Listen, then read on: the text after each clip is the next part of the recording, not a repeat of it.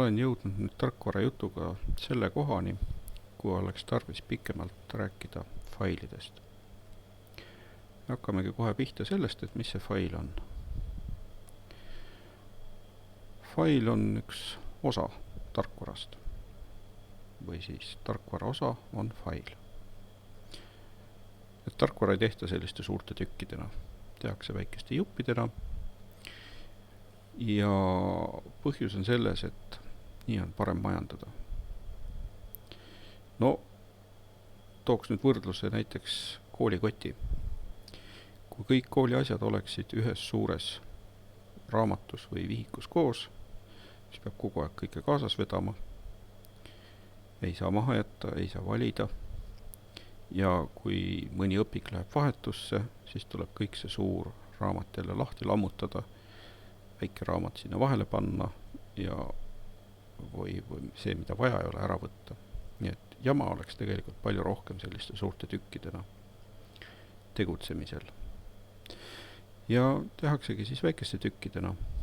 Ja ütlen siis veel üks kord, et tarkvara osi nimetatakse failideks. Lähme edasi. See peaks olema tuttav pilt juba eelmisest tunnist, sest lahti on võetud praegult see 7 zip-kaust ja vot siin ongi need failid nüüd reas. Ega me nendest failidest palju rääkinud siiamaani ei ole. Oleme lihtsalt võtnud kuidagi nii, et on mingid asjad ja nii ongi. Aga nüüd teame, et need on siis failid. Need on osa kogu sellest 7 zip tarkvarast.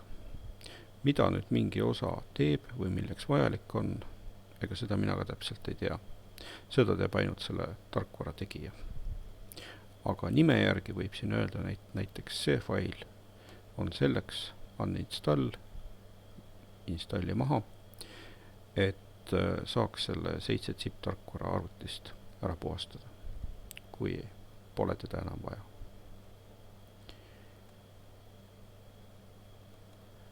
Failidel on tüübid.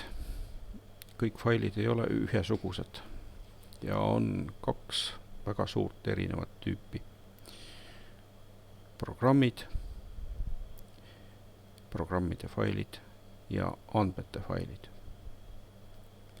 Nii et tarkvara koosneb failidest ja failidel on siis 2 suurt tüüpi, programmid, andmed. Mis neil vahet on? Kohe vaatame. Kõigepealt on nime vahe või õigemini see tüübi vahe, mida saab juba sellest kaustast vaadata. Kuidas seda vaadata, näitan pärast poole. Et mis on programm ja mis käima läheb, no selle juurde on kirjutatud rakendus. Nii. Programmi failidel on see tähtis omadus, et nad saavad käima minna ja midagi teha. Kui läheb PowerPoint käima, siis saab esitlust teha. Kui läheb Word käima, kirjutada Exceliga, arvutada. Ja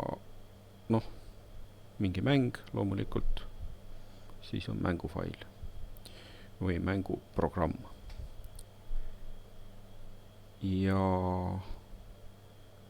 Ja samamoodi on ka siis muusika ja video ja kõige muuga. On mingisugune programm, mis siis midagi teeb. Nüüd, kui oled suure vaevaga valmis teinud PowerPointi esitluse, siis oleks vaja teda kuidagi alles hoida, et saaks näiteks õpetajale saata või järgmine kord edasi teha. Seda me oleme arvutitundides palju teinud ja seda asja siis nimetatakse salvestamiseks. Aga me ei ole siiamaani veel kunagi rääkinud, et salvestamisel tekivad andmefailid. Nii et kui teed PowerPointiga esitluse, siis ei tee mitte PowerPointi, aga teed esitluse, mis on andmefail. Kirjutad Wordiga teksti, salvestad, saad andmefaili, mis on tekst. Ja nii edasi. vaatame siis, mida on meil andmefailide kohta eraldi kirjas.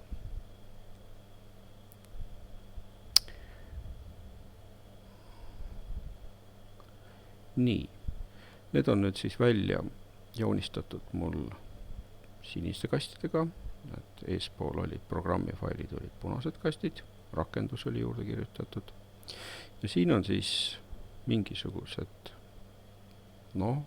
tegelikult arusaamatud asjad, mingi SFX fail, mingi TMP fail, see ei ole eesti keeles temp, keegi ei tee mingit tempu, see tuleb inglise keeles temporary ehk ajutine, seda tarkvara kasutab niimoodi ajutiselt, pärast enam ei kasuta. Ja siis on ka üks tekstidokument täiesti ilusasti välja kirjutatud. Et andmefailid siin, mõned näited. Nii, et siis andmefailid tekivad programmide töö tagajärjel. Ja selleks, et seda salvestatud andmefaili vaadata, selleks oleks tarvis sellist programmi, mis oskab teda näidata. Kõige parem, kui teha PowerPoint, et lahti võtta PowerPointiga. Aga on veel ka teisi programme, mis suudavad PowerPointi ilusasti näidata. Nii et elu on natukene lihtsam selle koha pealt. Nii. Ja loomulikult, kui sa saad foto, siis kaameras on mingisugune programm, mis oskab selle foto sinna siis kokku teha ja salvestada andmefailina, mida meie näeme pildina. Samamoodi tekstiga, et kõik nad siis on ikkagi andmefailid, nii ehk teisiti. Nii, siiamaani vist jõudsime nüüd selleni, et meil on tarkvara. Tarkvara koosneb failidest ja on kahte suurt tüüpi faili, programmifailid, andmefailid. Aga nüüd vaatame, kuidas nende failide omadusi täpsemalt näha saaks. Sest failidel on ju ka nimi, siis on siin olemas mingisugune asi, mida nimetatakse nimelaiendiks. Failidel on oma suurus ja loomulikult pannakse pilt või ikoon sinna juurde. Et vaatame siit ülevalt poolt, kas on need asjad olemas. Täiesti tüüp on nüüd selles veerus. Maht ja suurus, mida ma enne ei näidanud, on selles veerus. Nimi on siis siin ja nime otsas on mingisugused punkt ja veel midagi. Selle juurde me nüüd kohe jõuamegi. Aga siis kuidas me vaataksime need failide omadusi? See peaks nüüd käima niimoodi, et võtad lahti File Exploreri. Proovin seda nüüd siis näidata. Nii.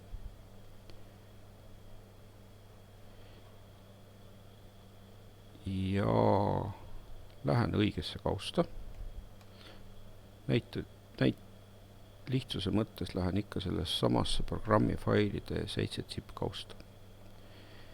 Võtan selle 7 zip kausta lahti. Nii. Praegult siin suurt midagi näha ei ole. Ja selleks, et midagi näha saaks, tuleks natukene vaadet muuta.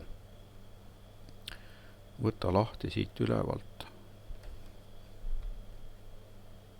vaade ja võta lahti siit ülevalt vaatest üksikasjad. Tee siia klõps. Nii.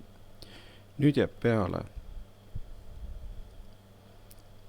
faili nimi, tema kellaaeg, tüüp, maht, nii nagu ikka ennegi oli. Ja pane veel linnukene sellesse kohta, kuhu on kirjutatud faili nimede laiendid. Klõps. Näitan veel üks kord. Kui ma panen siia linnukese, siis tekib siia TXT. kui ma linnukese ära võtan, no siis ei ole teda. Nii. Ja nüüd on meil siin siis näha ja saate teiega kodus seda teha, et need infot failide kohta. Ja vaatame seda PowerPointist nüüd edasi. Mis meil siis täpselt on? Hakkame nimest pihta. Et nime algus on, seda kutsutakse siis nimeks. Et praegult on nimi on readme, siis tuleb punkt ja siis tuleb txt. Et seda nime laiendit pannaksegi siis niimoodi kirja, et faili nime otsa punkti taha kirjutatakse 3 tähte midagi. Võib-olla exe, see on nüüd programmi failide laiend, võib-olla DLL, see on ka programmide laienduste laiend. Nii et tavaliselt inimestel neid laiendeid väga palju vaja ei olegi, sellepärast nad olidki ära peidetud. Aga praegult me õpime seda asja ja sellepärast toome ta siis nähtavale ja vaatasime. Et kuigi seda nüüd iga päev ei vaata, on nad siiski olulised asjad. Ja nüüd jõuame faili mahuni. Nii, numbritena ilusasti kirjas siin. Ja kui keegi tunneb nüüd veel mingisugust suuremat huvi nende faili nimede laiendite kohta, siis otsige eestikeelsest Wikipeediast, on täitsa olemas faili nime laiendi artikkel.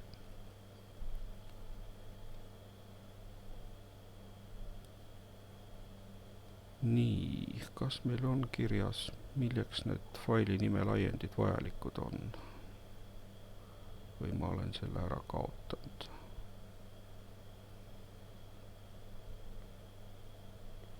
Tundub, et olen ära kaotanud.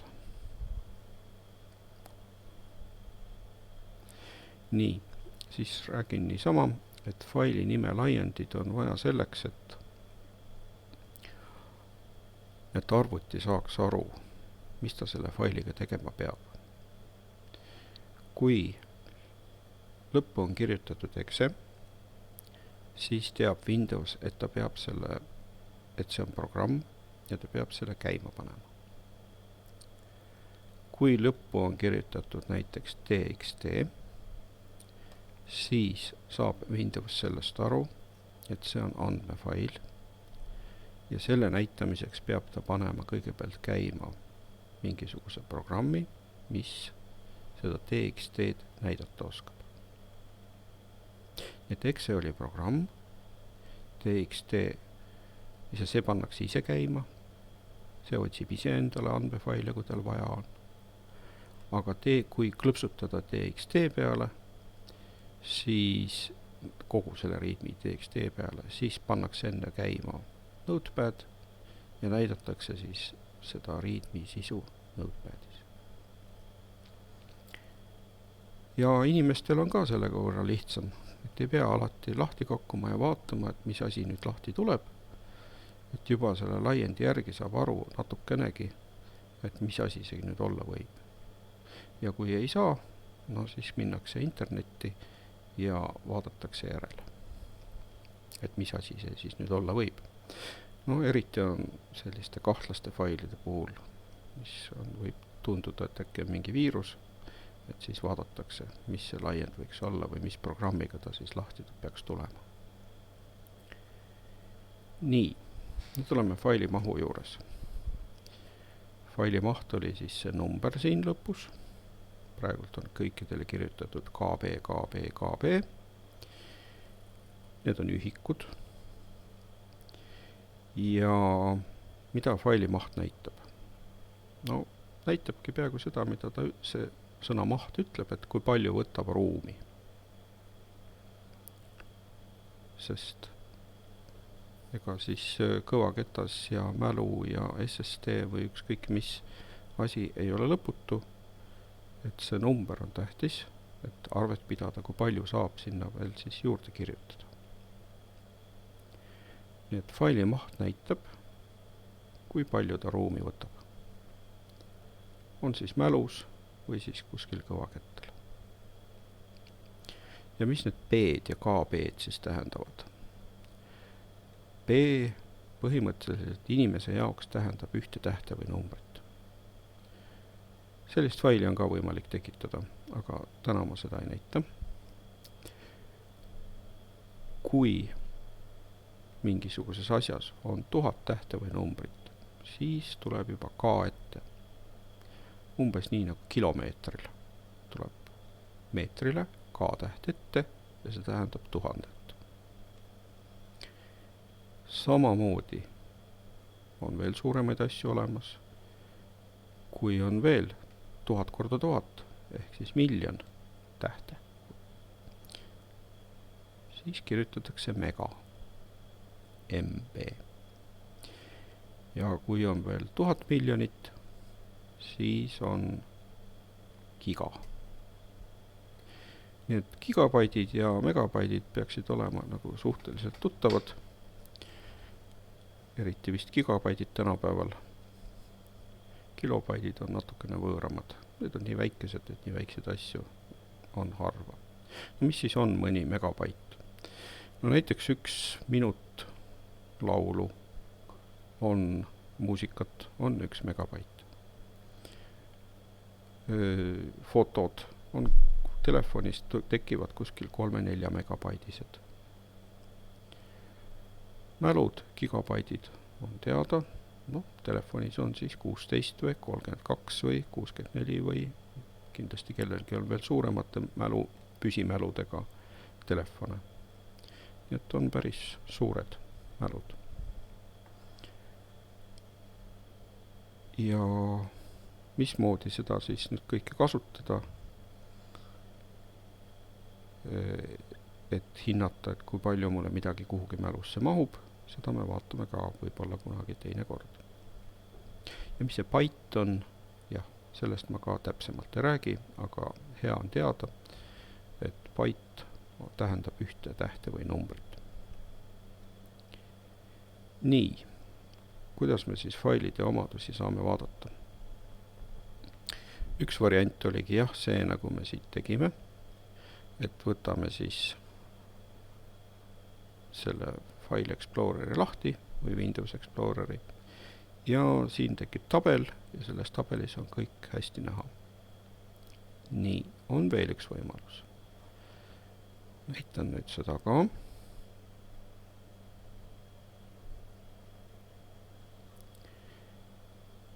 Ja võimalus on selline, et tulen parem hiirega kuhugi faili peale, teen parempoolse nupuga klõpsu ja võtan atribuudid. Nii, seda vist videosse ei jäänud. Ja atribuutides tekib siis täpselt selline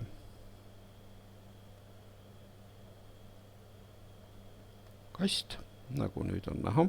Selle ma pildistasin ja panin PowerPointi ümber.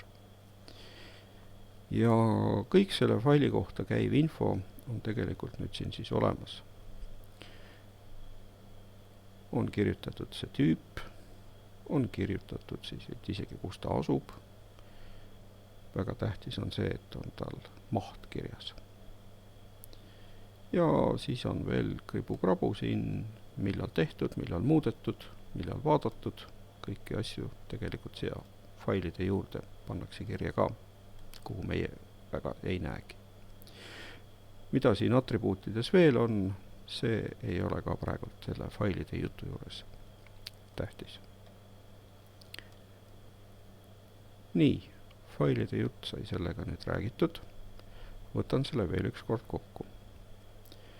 Et tarkvara koosneb osadest ja neid osasid kutsutakse failideks.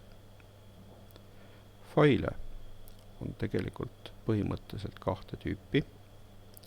On programmifailid, need saavad käima minna, ja on andmefailid, need tekivad siis programmide kasutamise käigus. Failidel, kõikidel programmidel ja andmefailidel on omadused. neid omadusi tuleb osata vaadata. Ja need omadused on siis nimi, tüüp ja maht. Need on need kõige olulisemad omadused. Kindlasti on neid veel, aga neid ei ole teil praegult tarvis. Järgmises tunnis siis vaatame, kuidas nende failidega veel saaks midagi toimetada.